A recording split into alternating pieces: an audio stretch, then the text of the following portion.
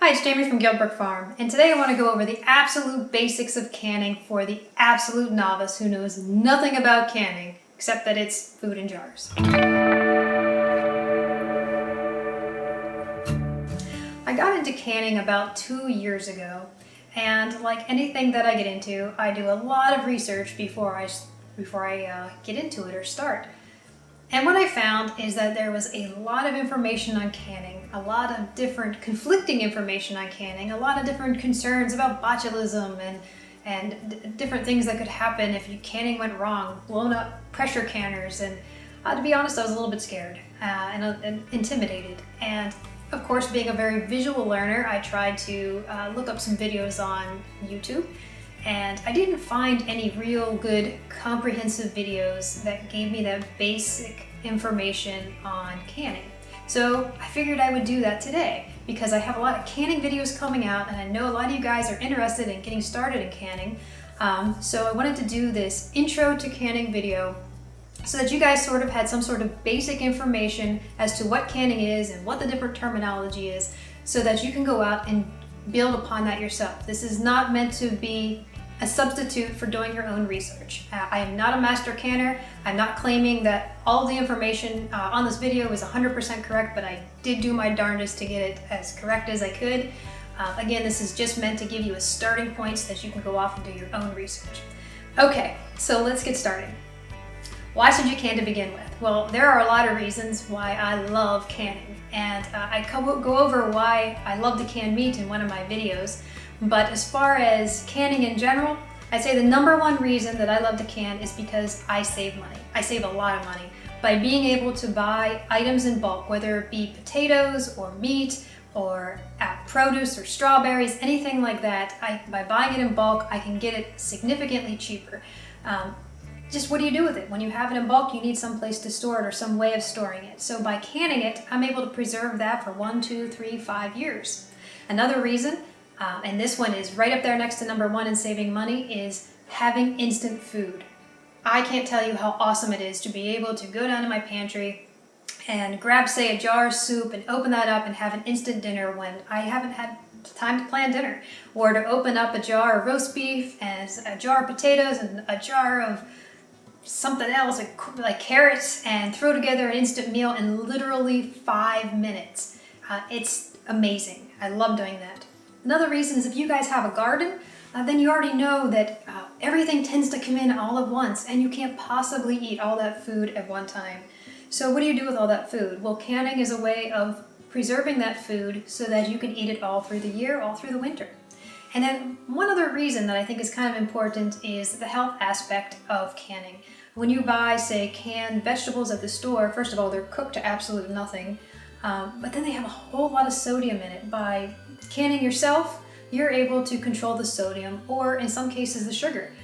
So if you're buying jam, you're able to control the amount of sugar that's in your food. So let's get started. Now there are two main types of canners that you need to be aware of when you're beginning canning. This is called a water bath canner, and this is for canning acid foods. So foods such as tomatoes or your pickles or even jams or jellies. This is a water bath canner for those types of items only. This is a pressure canner. That's not the same thing as a pressure cooker. This actually happens to be a canner cooker combo, but a pressure cooker is not the same as a pressure canner. If you're canning, it has to be a pressure canner or a combo such as this one. This is for cooking low acid foods such as, say, potatoes or your meats or some vegetables such as green beans. You must have a pressure canner in order to cook those foods. You cannot cook low acid foods in a water bath canner. If anybody tells you you can, don't listen to them.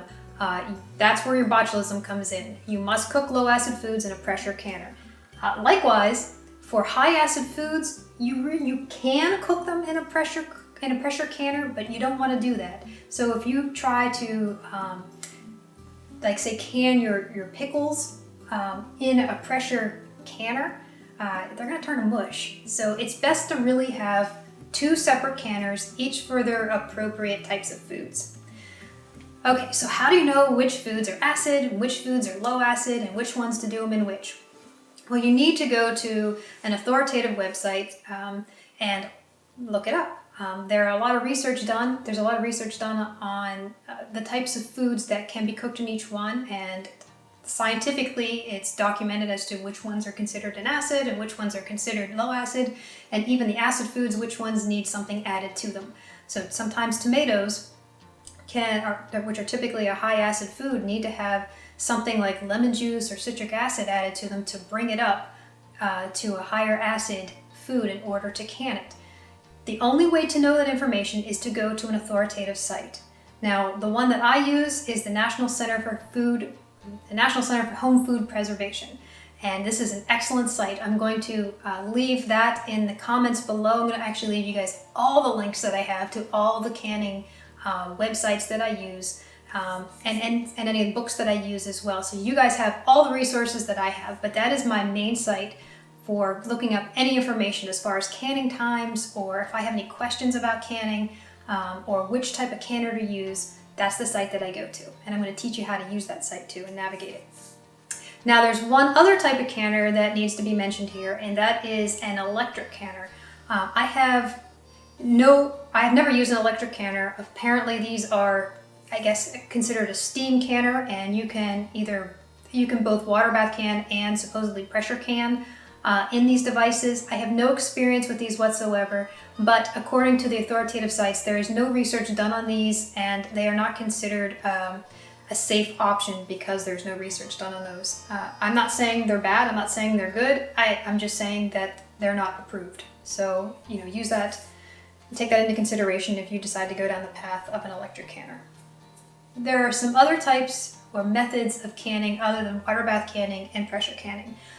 One of those is oven canning.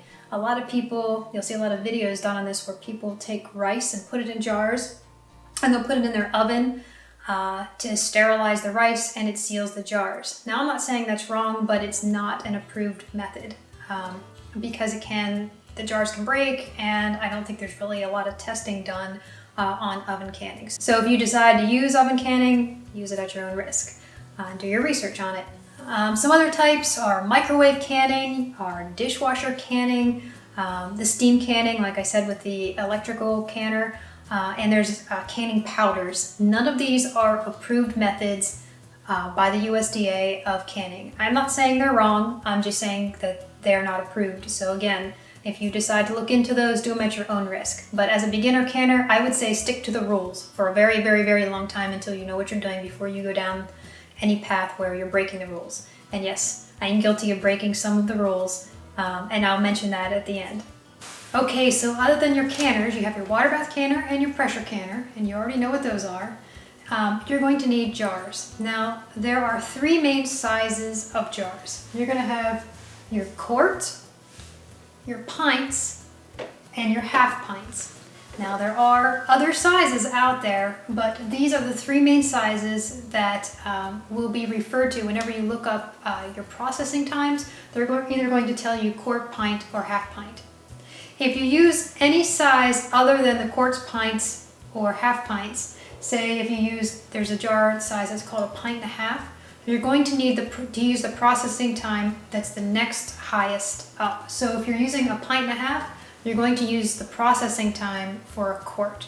That's the only thing you need to keep in mind if you go outside of the standard jar sizes. Now, another thing to note is there's two different types of mouth sizes when it comes to jars. This is considered a standard size mouth, and this is considered a wide mouth. Now, there's no difference in processing time. There's no difference actually at all in the jars. It's just convenient. So the standard size jar is better for things like liquids, and your wide mouth jar is better for things that are thicker, like big chunky potatoes. It's easier to get them out of the jar. That's the only difference. It's a personal preference. Now, the quarts and the pints both come in wide mouth and regular mouth. But of course, the half pints only come in the regular mouth size. These are going to be your jelly jars. And when you go to purchase these at the store, what you're going to look at is where it says, the side of the box where it says regular mouth and then the size pint jars. Now, when you go to buy a case of jars, they're already going to come with a ring and a lid. Now these are perfectly safe to use for whenever you can. You don't need to get anything in addition to this when you're canning. However, once you use this lid, a lot of people like to only use these one time. Now there are several people that reuse lids. I'm one of them. I like to reuse lids as long as the seal is intact and as long as there are no indentations on the side of the lid. So I will reuse these as long as they seal properly. But if you want to play it safe, then you need to buy additional lids. You do not need to buy additional rings. These can be used however many times you need to use them. So when you go to buy additional lids, they're going to come in boxes like this. So this is your wide mouth lids and this is your regular mouth lids. And when you open these up, I think it's a pack of 12 lids.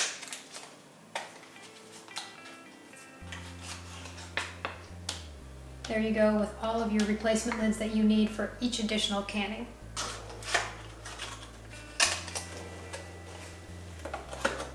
And like I said, you can reuse the rings as many times as you need them, or until they get rusty or bent.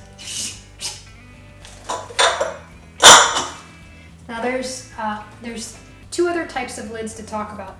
One is the Tatler lids. Now, whereas these are supposed to be only used one time, but like I said, a lot of people will use them 2 or 3 times before the sealant wears off.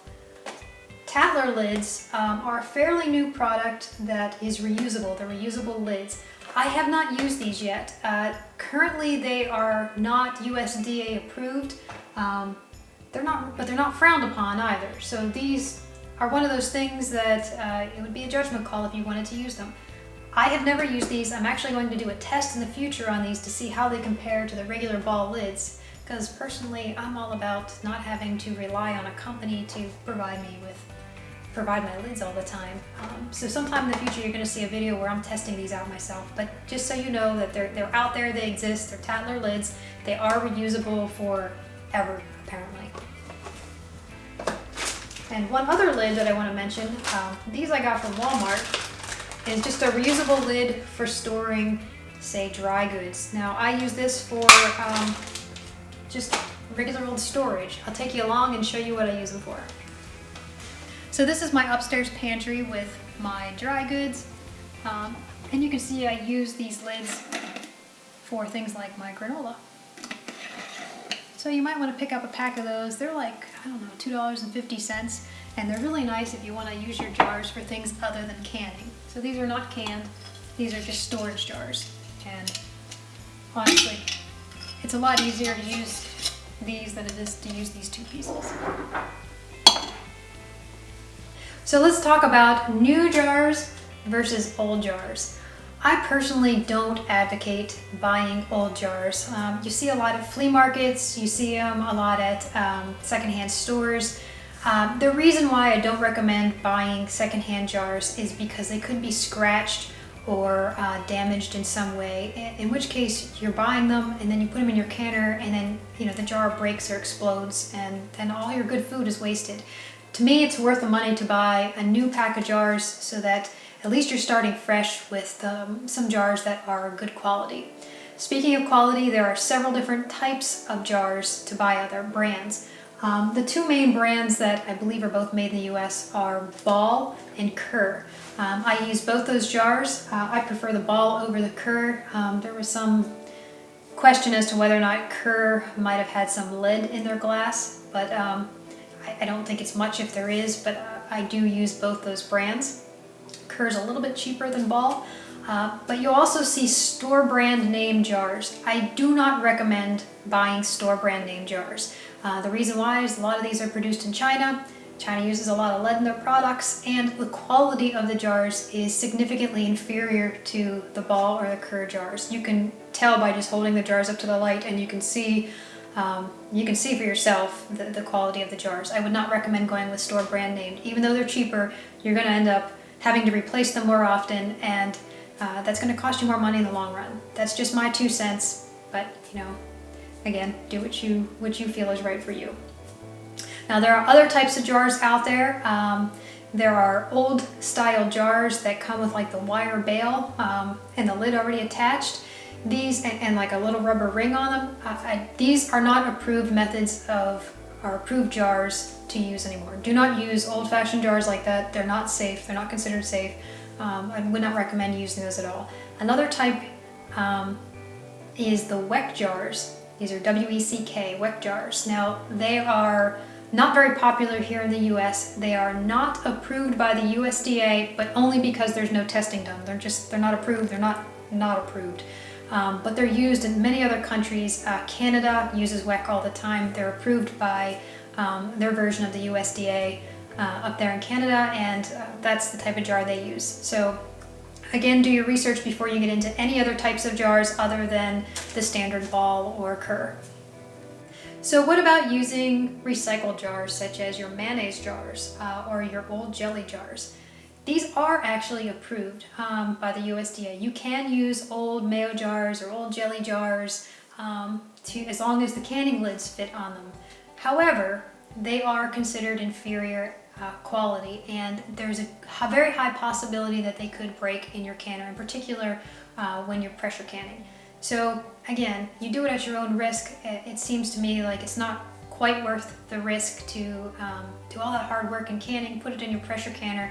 You wait till it comes up in temperature and in pressure, and only to take it out and have the jar broken and all your food wasted. So again, that's up to you if you want to try to recycle some of those mayo jars, but just know that there's a possibility that they could break. Okay, so let's talk about some other tools.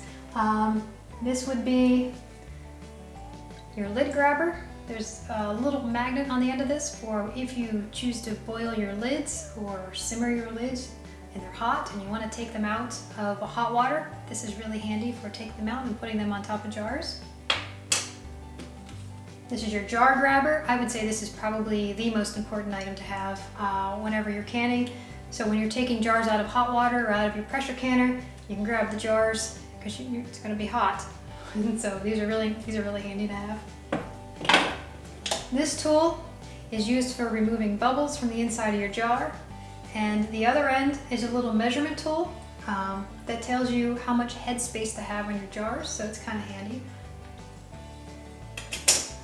And probably the most important tool, I would say, is your funnels. I would recommend having two if you really get into canning, just because if you have a long day canning, and especially if you're doing two different things in one day, it's kind of nice to have two of these.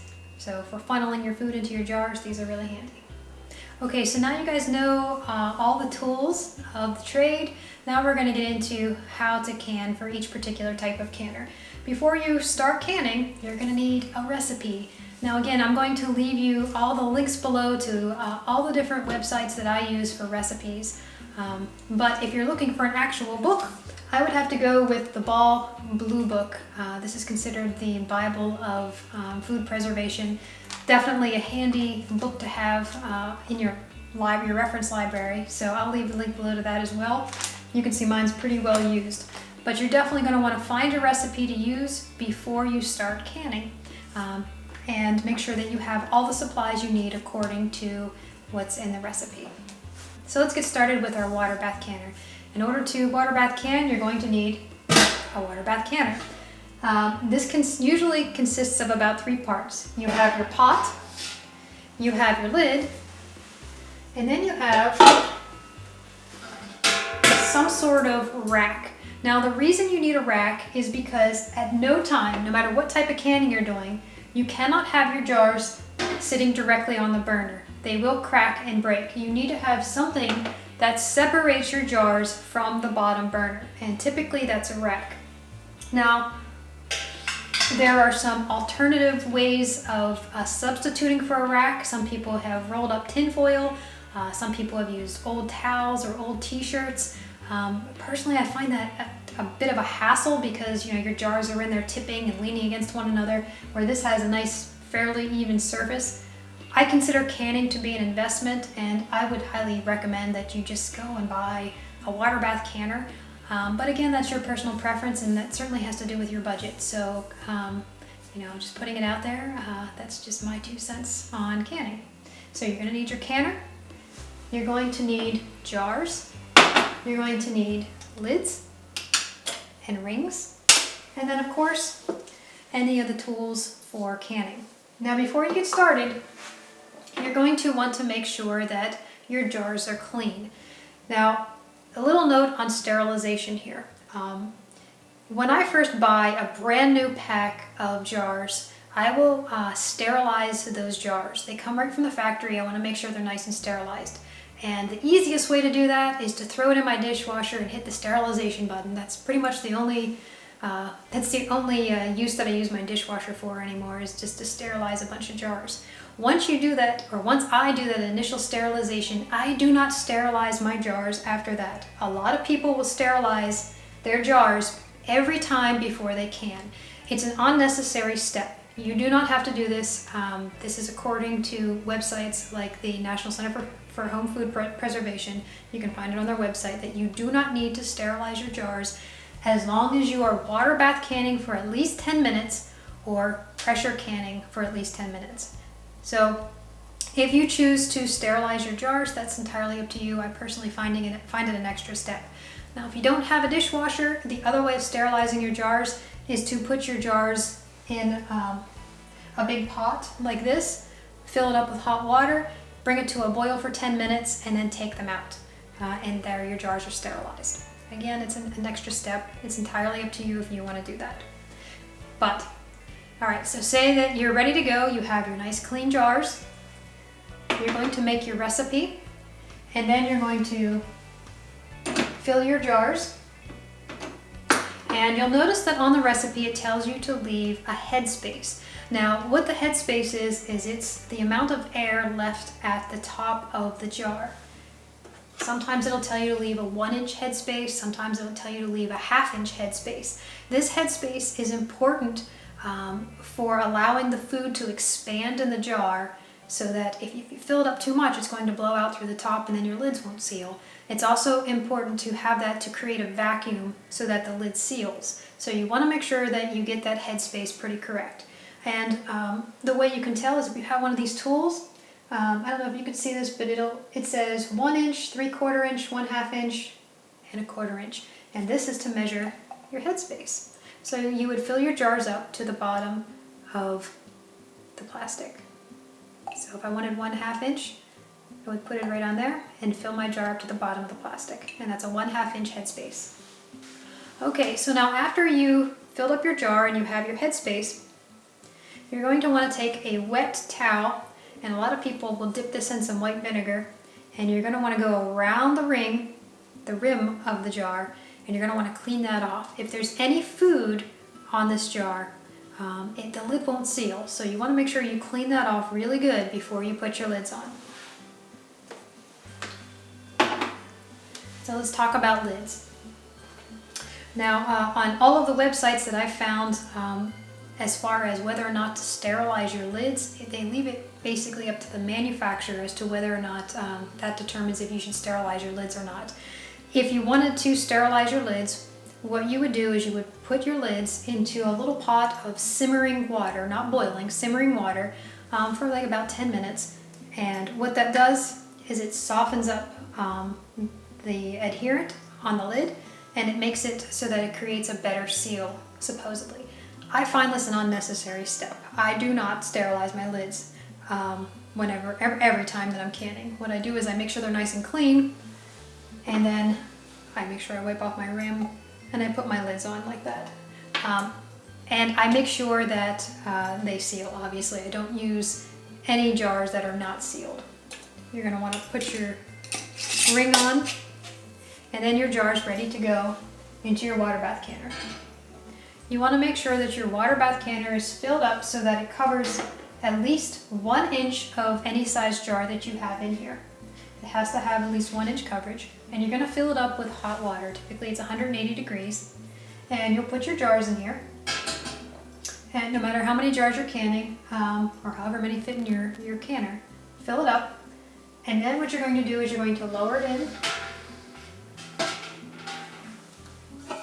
put your lid on, and you're going to turn your heat on high. Once it starts boiling, that's when you start your timer. And again, the amount of time required depends on your recipe. So make sure you follow your recipe for that. So after your time is up with canning, you can lift your rack out like this if you want. And you're going to want to use your jar grabber and remove your jars. And you're going to want to put it on some sort of towel. You don't want to put it directly on your countertop because your countertop could be cold, and the cold countertop and the hot jar don't mix very well. It could cause your glasses to break. So make sure you put it on some sort of towel, and also make sure there are no cold drafts because again, that can cause your jars to break. Now you're going to let this sit on your countertop for about 24 hours. This gives the lid the time to seal. A lot of times you'll hear them pinging within like the first, I would say, 30 minutes, but it could possibly take up to 24 hours for the jars to seal. You do not want to press down and force it to seal. Let it seal on its own. After about 24 hours, you can come back and check your jars, and you can kind of look across the top to see if the indentation is down. I'm going to show you. You can see, or you can hear what it sounds like. So this is with the indentation up, and when it's sealed, that little bubble is down. And then after 12 hours, or I'm sorry, 24 hours, then you can feel the top and make sure that that's pressed down. So here's a jar that I canned back on 6/16, and you can see that the lid's not popping, it's well sealed, and I can even hold it by the lid, and it's on there pretty good. So this would be a properly sealed jar. Now after 24 hours, what you're going to do is you're going to write what it is on the lid, and write the month and the year. And then you're going to remove the rings. Now, some people like to leave their rings on. I'm going to tell you why I do not leave my rings on. Leaving the rings on can cause a false seal. So when you have these rings on, your jar or your lid may be unsealed in the basement, or it may be popped down, but it may not be on there right. You can see where I just forced it and the lid's down, but it's just sitting on there. It's not really sealed. By having this ring on, it can cause a false seal. So what I like to do is I like to remove this so that if this lid is not on, I know for a fact that this is not safe to eat.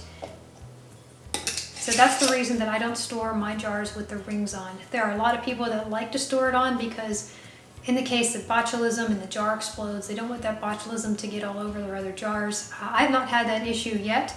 I hope to never have that issue. I would just rather be safe and make sure that my lids are sealed. But again, look into that. Understand why people use the rings, understand why people don't store them with the rings, and you make an informed decision yourself.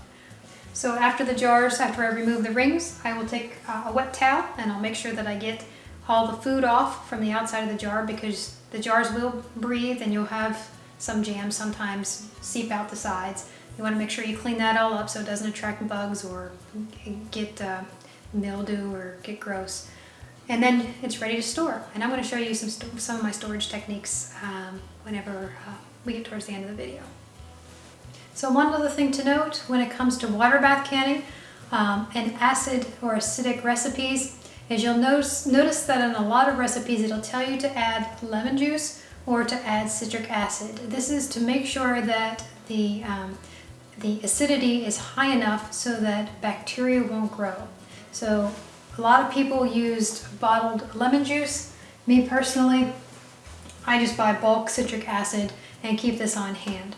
So what do you need to get started if you want to start water bath canning today? Well, other than your produce and your sugar or whatever your recipe calls for, you need a water bath canner. You need to go buy some jars. Ideally, you should pick up some extra lids that fit your jars. You're going to want some of your tools, and that's it.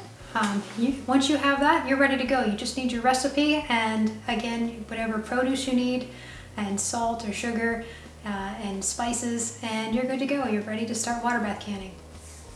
So let's show you how to follow a typical water bath recipe. Now this is from the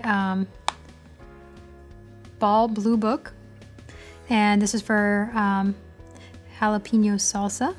And this will tell you that you're gonna need at least 3 pint jars. Now you can also do half pints, in which case you'd need 6, and the processing time would still be the same for pints. You're gonna want to get all the ingredients exactly as written. The reason that you want it exactly as written is because there's a certain ratio between non-acidic items, such as onions, to tomatoes. And if you deviate from that, the recipe might not be acidic enough to can as a water bath recipe. So then you just go through and follow the recipe for how to prep it. So you're going to want to blanch your tomatoes, peel and chop, measure 3 cups, remove stems and seeds from the jalapeno peppers, chop them. You're going to pre-cook them or preheat them in a saucepan, bringing it to a boil and then to a simmer for 10 minutes. Then you're going to ladle it into your jars, and there's where it says leaving your 1/2 inch headspace. You're going to remove your air bubbles. Remember, with the green stick, you're just going to slide it along the jar. Clean the rim of your jar, put your lid on, adjust your bands, and place it into your simmering water. And then you're going to do all your jars, and then you're going to process it for about you're going to bring it to a boil, and then you're going to process the jars for 15 minutes. Turn off the heat, remove the cover, and remove your jars. Okay, let's show you a water bath canning recipe on the National Center for Home Food Preservation site. You're going to go to the home page, how do I can, and then you're going to go down to, say we're going to make tomato sauce, canning tomatoes and tomato products, and you're going to find a recipe here that you want to use. We're going to use the standard tomato sauce, and here's where it tells you about making standard tomato sauce. So here's your recipe. For a thin sauce, you're going to need 35 pounds for 7 quarts. For a thick sauce, you're going to need 46 pounds for 7 quarts. So that depends on what type of sauce you want. And then it says prepare and press for making tomato juice. So you'd click on that, and you're going to follow the recipe for right here for the procedure for that. Simmer it in a saucepan until it reaches the desired consistency. So basically you're boiling off all the water and you're making it thicker. And then here's where it says add your bottled lemon juice or citric acid. I use citric acid. If you want to know how much to add, you can click on here, the acidification instructions. It tells you a 1/2 teaspoon per quart. So you just add a 1/2 teaspoon in. And then if you want, you can add salt to the jar. It says if desired, so that's optional. Fill the jars, leaving a 1/4 inch headspace. I already showed you how to do that. And then adjust your lids and process. Now, the important part here is they give you options for doing both the water bath canner and a pressure canner.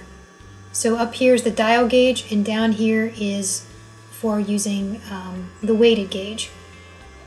And like I said before, it would be better to use the water bath canner when you can over using the pressure canner. But you can see there is the option there. And when you go to a site like this, it'll tell you if you're using pints and you're under 1,000 feet for elevation, then your processing time is going to be 35 minutes. So once the water starts boiling, that's when you're going to start your timer for 35 minutes. If you're doing quarts, then it's going to be 40 minutes. Now, of course, that's just based on my elevation here. If yours is higher, you're going to want to use the appropriate times. And if you decide to go with using a pressure canner, make sure you choose which canner you have and then follow the instructions for that. Okay, so let's get into pressure canning. Now, this is an All-American 921 pressure canner. It's a pressure cooker, pressure canner combo. I absolutely love this canner. It is an investment in money. I can tell you I've already made my money back in it, probably 3 times at least in the investment. This will hold 7-quart jars, or I believe up to 16 pint jars. It depends on if it's regular mouth or wide mouth pint jars, but usually it'll hold 7 or 8 on the bottom and 7 or 8 on the top. Great size for home canning. Now, a quick note on using this on glass cooktops. I do use mine on a glass cooktop. I don't have issues with it. A lot of other people use it on glass cooktops and don't have issues. That doesn't mean you're not going to have an issue. It really depends on the quality of your glass cooktop. It's possible that your model might break. It's probably best to check with your manufacturer before you start doing that, because it would be a shame to crack your glass cooktop. Okay, so let's move on. Let's talk about the pressure canner itself. Now, there are two main types of pressure canners. There's a dial gauge, and then there's a weighted gauge pressure canner. This particular model, the All-American, is both. This has a dial gauge and it has a weighted gauge on it. That's what I love so much about this model, because it has a backup system for each one. Now, whenever you're reading a recipe for this particular model, you always want to go by the weighted gauge. The dial gauge is just sort of a backup. But again, I absolutely love this model because of all of its backup safety features on it. Now, if you guys are canning using a regular dial gauge or a regular weighted gauge, I really can't give you too much information on that. I can only tell you about my canner because this is the only one that I have experience with. But I think you'll kind of get the gist of it and understand at least some of the terminology when you go to research your own model. So let me go through the different parts. Now, pressure canner, or this particular pressure canner, has a dial gauge on it, and it has all of different markings in PSI. It has a weighted gauge, which has pressures of 5, 10, and 15 PSI. It has a vent on it, which is for relieving pressure.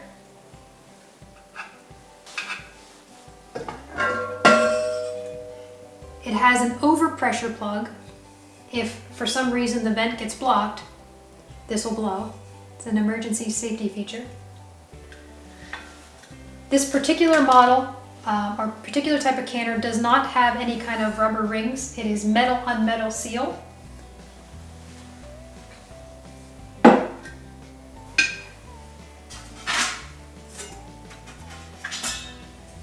And it comes with two food racks. This one, like I said with the water bath canner, you need to have something on the bottom. You can't put your jars directly on the heat source. So this is for the bottom. And if you are using pint jars and you fill up the bottom, you're going to use this as a separator between your bottom row and your top row. So this is optional if you're using pint jars and you're using two different rows.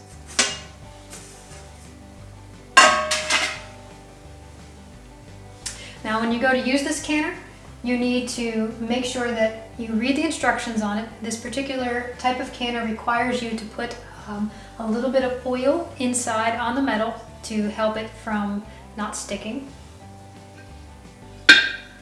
And this particular model, when you fill it up with water, you only fill it up 2 inches with water. You put your jars in.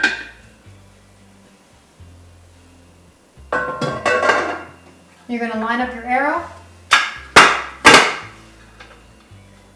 and you're going to lock your lid on, and by using the opposite toggles, you're going to lock down the lid so that it's finger tight.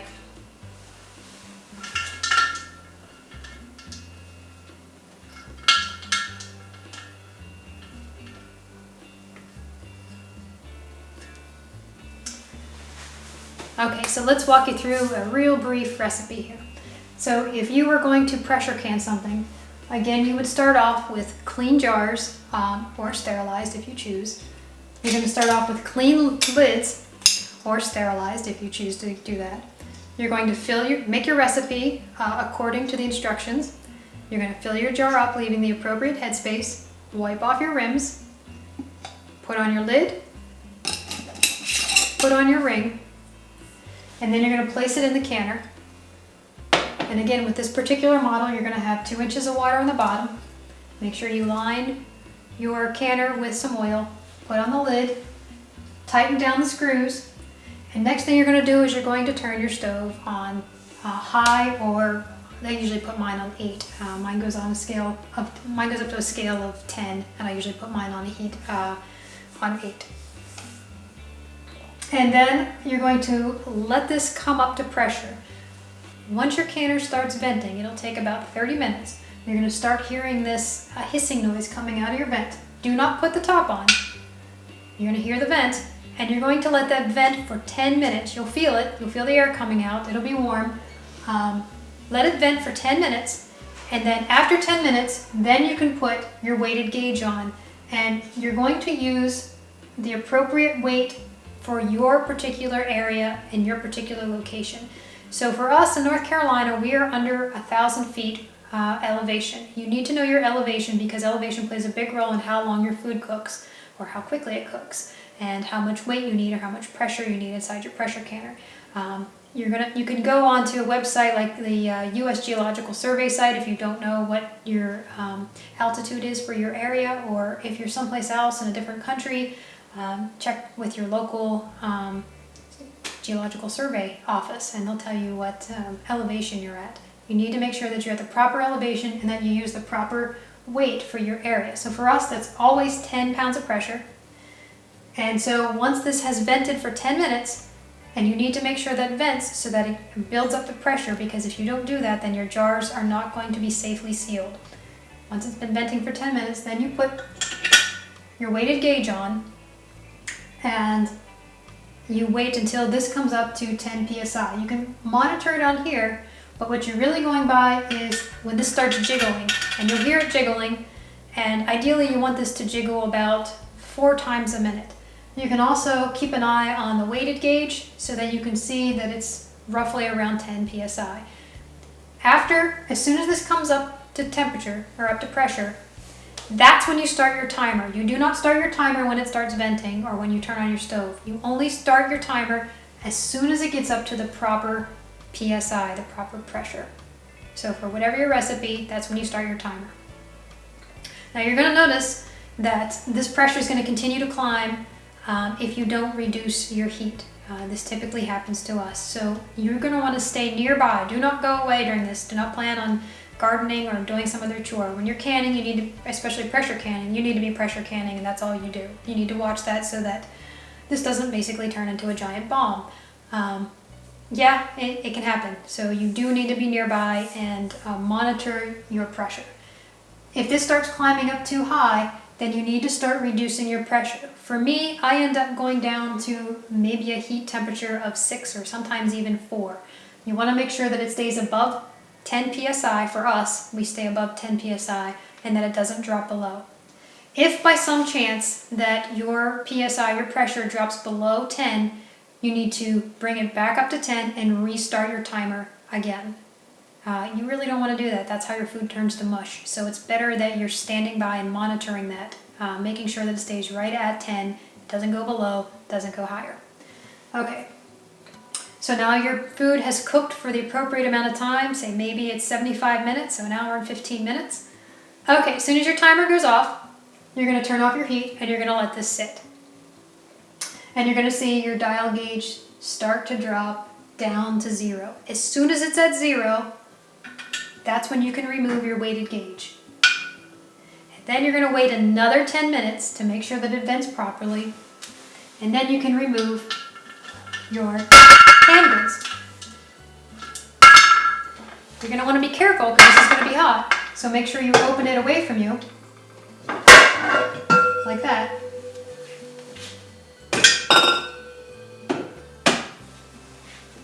And then you're going to remove your jar and again set it on some sort of towel or something. Make sure it's not in any drafts. You're going to let it sit there for 24 hours, same as water bath canning. Make sure that it seals. Take your rings off. Make sure you label it. Wipe everything down. And make sure that it's nice and sealed, and then you're good to go. The key to the pressure canning is to making sure that you're monitoring that PSI. You don't go anywhere else. You stay nearby and you monitor your pressure, that it doesn't go too high or too low. So what do you need if you want to start pressure canning today? Well, you need a pressure canner. You need your jars. You want to make sure you have some backup lids. And of course you need your tools. And then whatever you need for your recipe. And that's it. Okay, so let's follow a typical recipe for pressure canning. Let's say we're going to can peas. We're going to go to the National Center for Home Food Preservation website. We're going to go to CAM. We're going to go down here to canning vegetables and vegetable products. We're going to go down here to peas. You can see where it tells you how many peas you need. So 31.5 pounds in their pods for 7 quarts. Tells you to discard any diseased pods. And then it tells you that you can add salt if you want. You're going to shell and wash the peas, and then you can add salt. Now there are 2 versions here. There's hot pack and raw pack. For something like peas, I'm going to use raw pack. I'm going to go over the differences later on in this video. But basically with raw pack, you put in raw peas, you don't pre-cook them. And then you're going to add clean boiling water on top, leaving a 1-inch headspace. And then you're going to put on your lid and your rings, or you can add salt if you want, then put on your lid and your rings, and then you're going to process them according to the times below. And again, you can see 2 different times. The top one is for the dial gauge, and the bottom one is for the weighted gauge. You have to use the appropriate time for whatever canner you have. I have the All-American. That is a combo canner, but you go by the weighted gauge times for the All-American. So for hot and raw pack, whether it's pints or quarts, it's going to be processed for 40 minutes, whether you're under 1,000 feet or over 1,000 feet. But if you're under 1,000, you have to make sure you use the 10 pound of pressure weighted gauge. Now, as far as the time, again, make sure that you don't start your timer until you reach 10 pounds of pressure.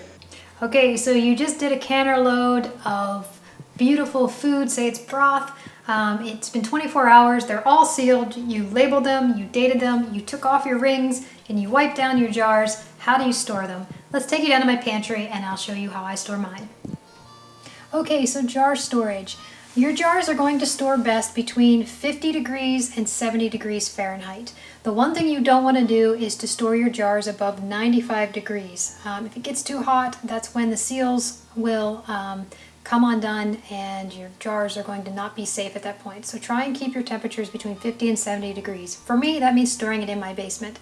Now this is my pantry. If you guys are interested in how I set up my pantry, you can look at my Prepper Pantry video. We are still going to update these shelves to put maybe a ridge on here in the event of something like, say, an earthquake or something, so that the jars don't fall off. But back to jars, how do you store them? Basically, you just put them on your shelf without the rings on them. And what I like to do is I like to keep the oldest ones up front and work towards the newer ones in the back. That way I'm always using my older jars first. Now, one thing that I don't like to do is to stack my jars. Some people say it's okay to stack your jars. I'll tell you why I don't like doing that. Because when you put pressure on this lid, it could potentially lift up on this edge here and cause the seal to become undone. I put a lot of work into my pantry, and I don't want something silly like that to cause my seals to come undone, so I don't do that. I do not stack my jars.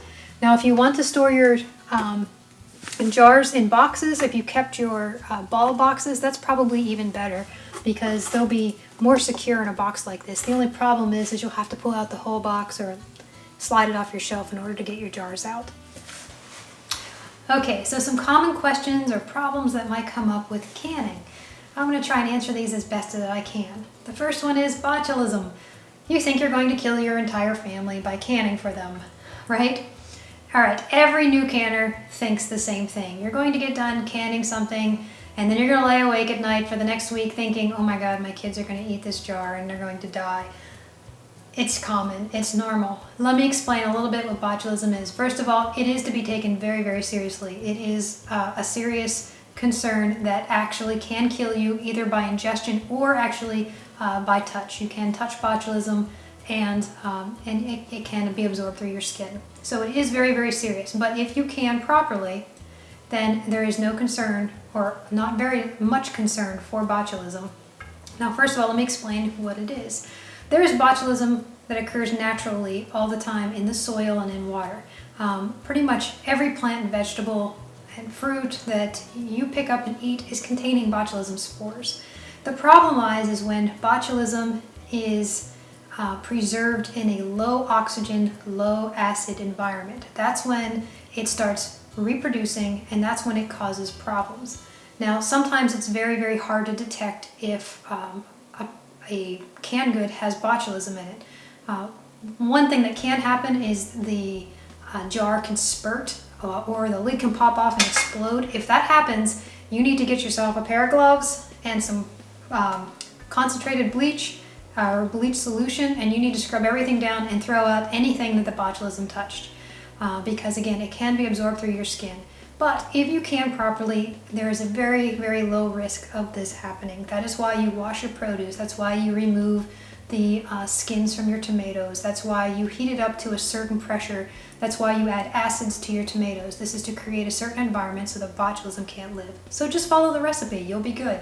All right, don't worry about that. So how do you tell if your jars are spoiled? Well, like I just said, one is if it spurts. When you open up the jar and it spurts, you need to immediately clean whatever it touched, including yourself. Get yourself a bleach solution, get yourself some gloves, throw out anything that it touched. Throw out that jar, do not reuse the jar. Another thing is every time I open a jar, I smell it. It should smell okay. I do want to point out though that some spices can make the food smell off. And for some reason, chicken kind of smells a little weird when you can it. It doesn't smell bad per se. It just smells a little weird. There's nothing wrong with that. But you know when something smells spoiled. If it smells spoiled, toss it. Another thing is if your lids are not sealed. Again, that's why I store my jars with the rings off of them so that that false seal is not created. I know for sure that that lid is on there. When I go to open it up, I have to pry the lid off. If it's just resting on there, that jar goes in the garbage. And again, I've never had that issue. So what to not can? All right, well, there are a handful of things that are not approved by the USDA to can. One of them is dairy. Don't can milk. That's not considered safe. Another thing is pasta or rice. And the reason you don't can pasta or rice is because, well, it just turns soggy and gross. So you don't want to can those. Dry beans. And if you're making, say, soup, you want to make sure you cook the soup thoroughly, that your beans are completely rehydrated before you pack them into jars. The reason for that is because when they rehydrate, they expand. If you only leave an inch headspace in that jar and those beans expand, it could cause your jars to explode, and you don't want that to happen.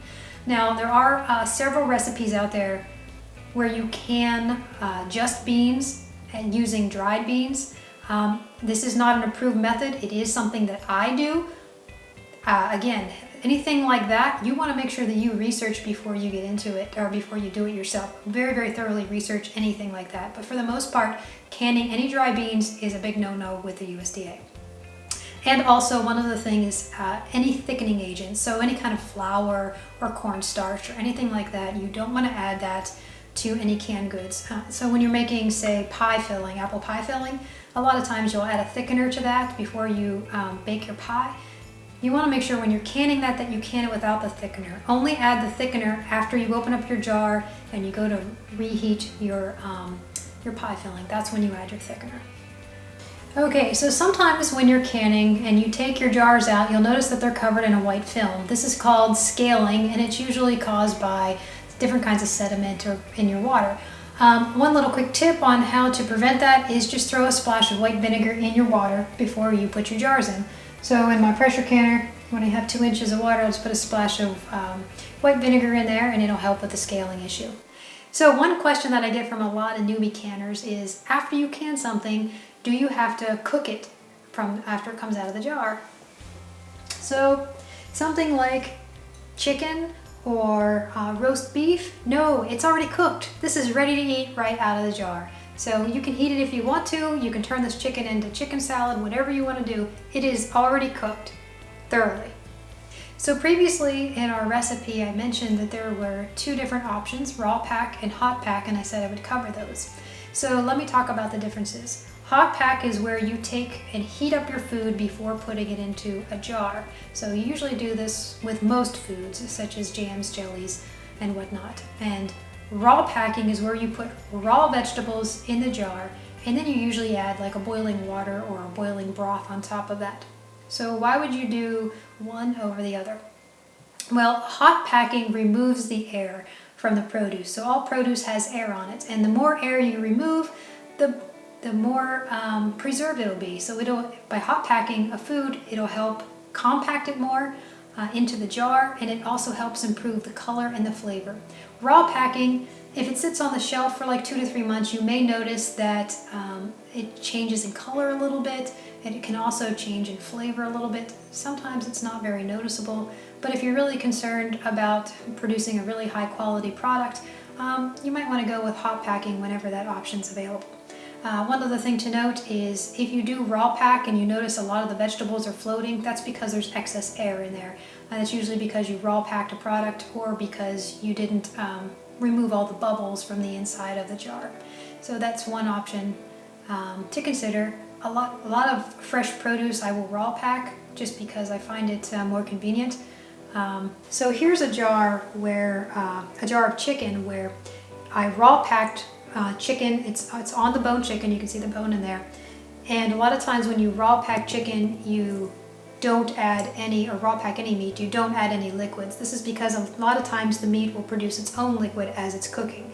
Now, this is a lot quicker to can, but what happens is you have a lot of empty jar space in here that could be packed with meat. So if you want to, say, get the most out of your jars and your spaces, you're going to want to debone it and make sure you heat it up first and then pack it into your jars, and then you get a lot more meat packed into those jars. But if you're looking for convenience, raw pack's the way to go. It's really quick and easy to do.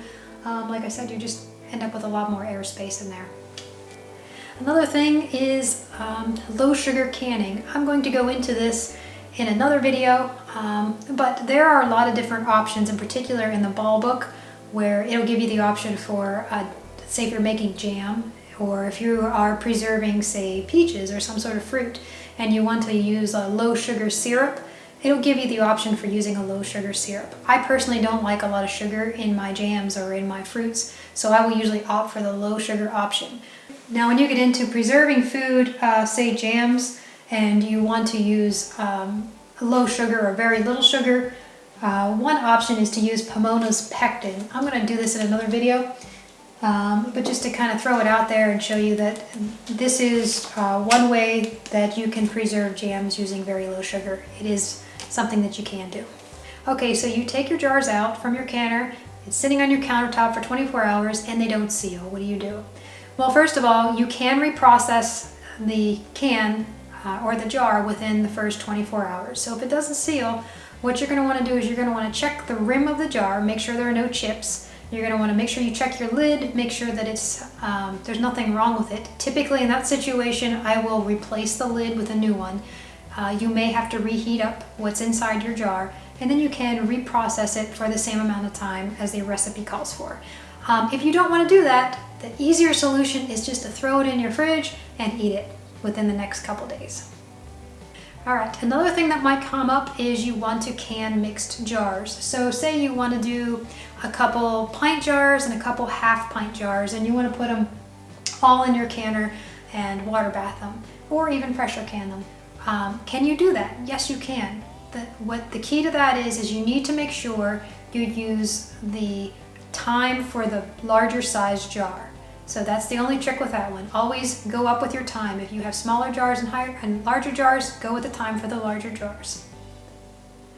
What about canning mixed products? Say you want to do canned beans, say green beans, and you want to can, say, soup in the same canner. I don't recommend this. The reason why is because the jars are going to ooze out some of the fluid, and it's possible that it can intermingle. It can possibly make the other jars get contaminated with the scent or flavors. So I would not recommend mixing jars in the same canner. Likewise, if you do a load of, say, ground beef in your pressure canner, and then you want to do, say, soup, or you want to can some broth afterwards, always make sure you change that water out, because again, some of the fluid from inside of the jars is going to ooze out, and you don't want that to get mixed on your next batch of jars. So make sure you change your water out in between canning. Another thing that's really common with canning, in particular if you raw pack, or if you don't let enough air out or get all the air bubbles out of your jar, is you can lose fluid. Here is some roast beef that I raw packed, and I did not add any liquid, so this is only the liquid from the roast beef, just like my chicken I showed you. there's a lot of headspace in here, there's fluid that's not filled up. That's okay. This does not mean that it's spoiled. So if you don't have liquid in here filled up all the way, that's okay. You can still consume this. It's still good for you. Can you can your own recipes? This is kind of tricksy. When you first start canning, make sure you follow the recipes to a T, because you just don't know enough about the science behind canning in order to start making up your own recipes. And some people who've been doing it for 10, 20 years still don't know enough about the science to create their own recipes. So on the safe side, follow a recipe. But that aside, if you're water bath canning, the rules are, if you're water bath canning, you do not want to create your own recipe. If you go on the National Center for Home Food Preservation, you'll see, say something like choice salsa, where it'll tell you you can create your own salsa using whatever tomatoes you want or whatever types of onions you want or peppers, but it gives you a certain ratio of tomatoes to onions. So you have to go by those ratios exact, or your ratios could be off and it could be too basic, not acidic enough to water bath can. So when it comes to water bath canning, follow the recipe is the rule.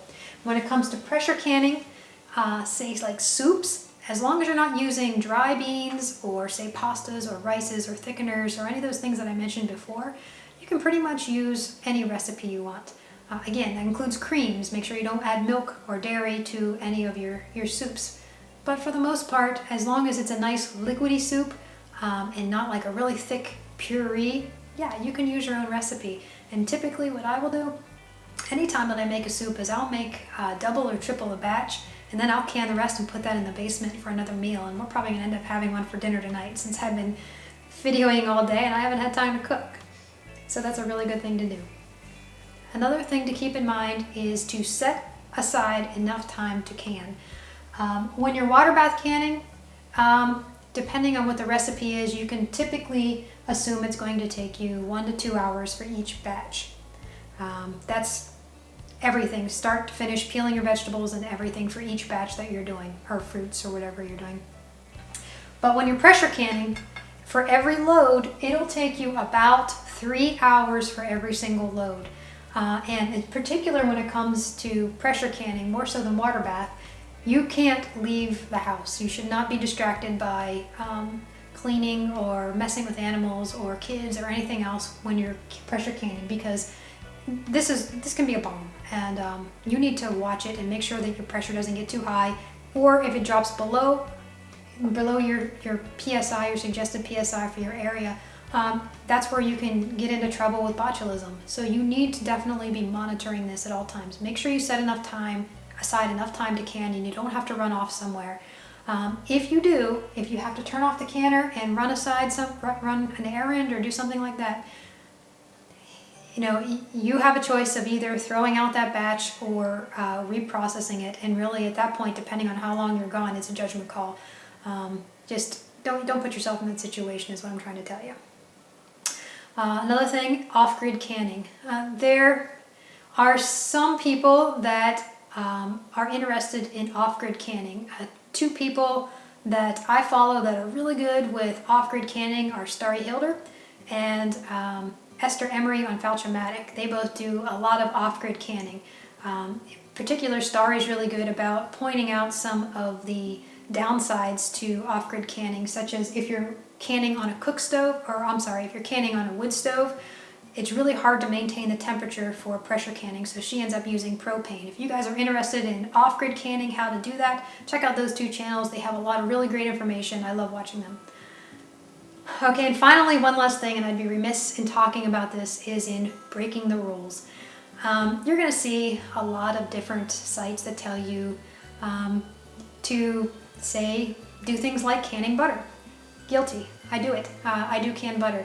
But I can tell you right now that I didn't just watch a video or read it online somewhere and then decide to start canning butter. I did a significant amount of research into canning butter before I decided to do it myself. For anybody getting into canning, I would highly recommend you follow everything to a T for like at least a year until you are completely secure in your canning abilities before you even remotely start doing something that might be considered breaking the rules. I just think that's very, very important. And even then, even if you decide to do something like, say, canning butter, or try something like that, know that you're putting yourself and your family at risk. You could be, because if you don't understand the science behind it, then you might be doing something that's not safe. So know what you're getting into before you get into it. And for the most part, just be safe about it and don't break any of the rules. And then you don't have to worry about anything. You can sleep better at night. Okay guys, so there you have it. That's just kind of base knowledge for getting into canning. Again, I am not a master canner. I try to just provide a basic understanding here for people getting into canning. I don't pretend to know everything. If you guys are already out there canning and you notice anything that I said or did incorrectly, feel free to leave those comments below and correct me, because I'm not perfect. I just try to do my best here with what I think would be basic knowledge for beginner canners. Feel free to leave any tips or tricks below on that, or any corrections. And if you guys are getting into canning and have any questions or comments, leave those below. If I don't have the answer, I'm sure somebody else will. If you guys like this kind of stuff, like and subscribe, share it with other people. I will have a lot more videos coming out. I've already started doing my canning videos. They're already queued up and ready to go. So you can follow along as I start coming up on different recipes that I'm canning. So I already did potatoes. You guys can see how I do that, and I will step you through it one step at a time. And you can follow along with me as I can. And I'm also going to be doing a lot more videos on how to use those canned goods. So the next video I have coming out is on that was going to be on stretching meat with a brown sauce or a gravy. I already did one on a white sauce, and we have a lot more recipes coming out with that. So stay tuned. We'll see you next time. Thanks for watching.